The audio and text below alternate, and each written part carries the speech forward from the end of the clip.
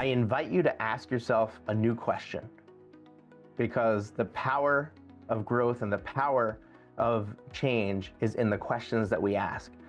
And if you came here with a problem to solve, you came with the wrong question. So right now I want you to look at your situation, and I want you to think about either your personal income from the business or your top line revenue from the business. And I want you to think about, what is an impossible goal? What is a goal that just does not feel achievable if you think about it? If you're currently earning $200,000 from your business and you want to earn $500,000 from your business, does that feel impossible to be done this year in 2025? If yes, make that your goal. Now you have a new question.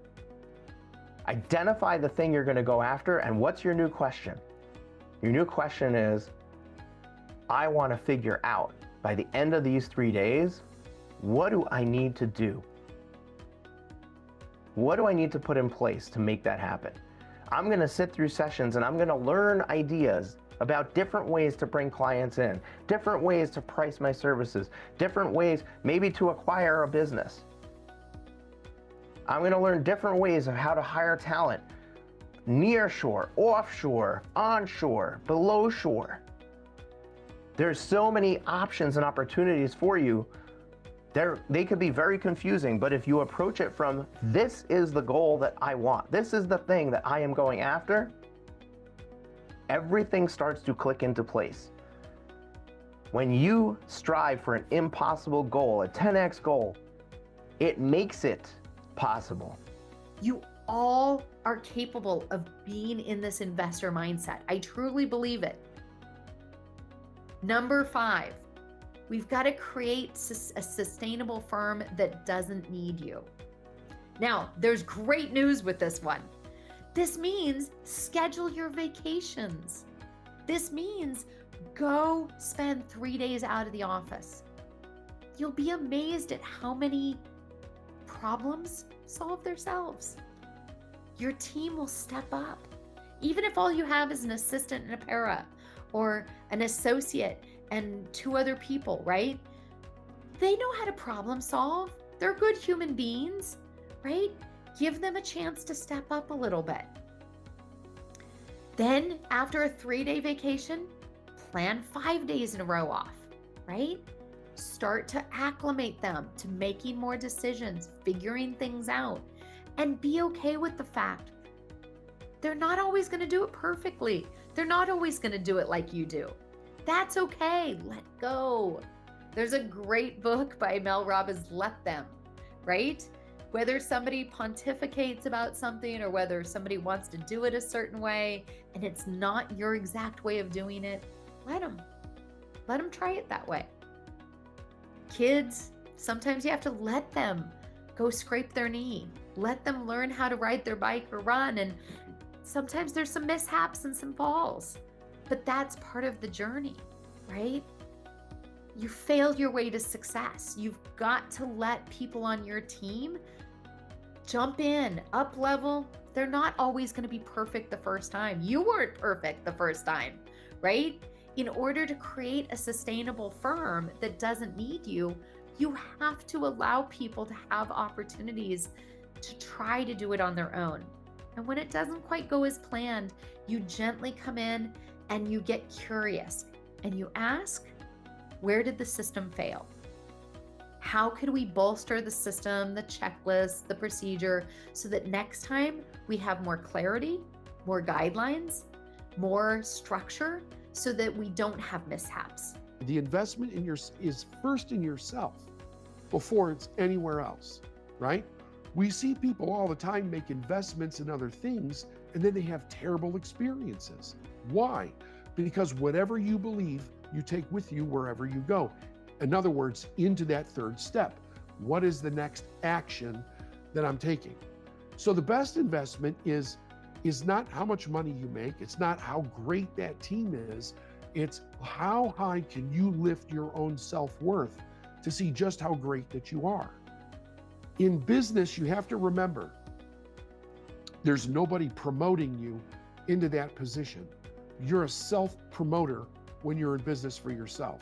However, unconsciously, most people have never made that transition from everybody's in the authority over me when we're in our childhood to I'm an adult and I'm now the authority.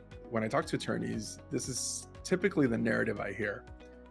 First, it's they buy a website from, let's call it one of the conglomerates or a local marketing agency. They spend $1,000 to $5,000 to $10,000 to upwards of $25,000 and $50,000 to build a website, right? Then you might be curious with the Hispanic market, so you'll put a translate button. And with that comes, a 12 to 36 month agreement to manage your blogs. And at some point in that relationship, you're told to shoot some video about statutes of limitations.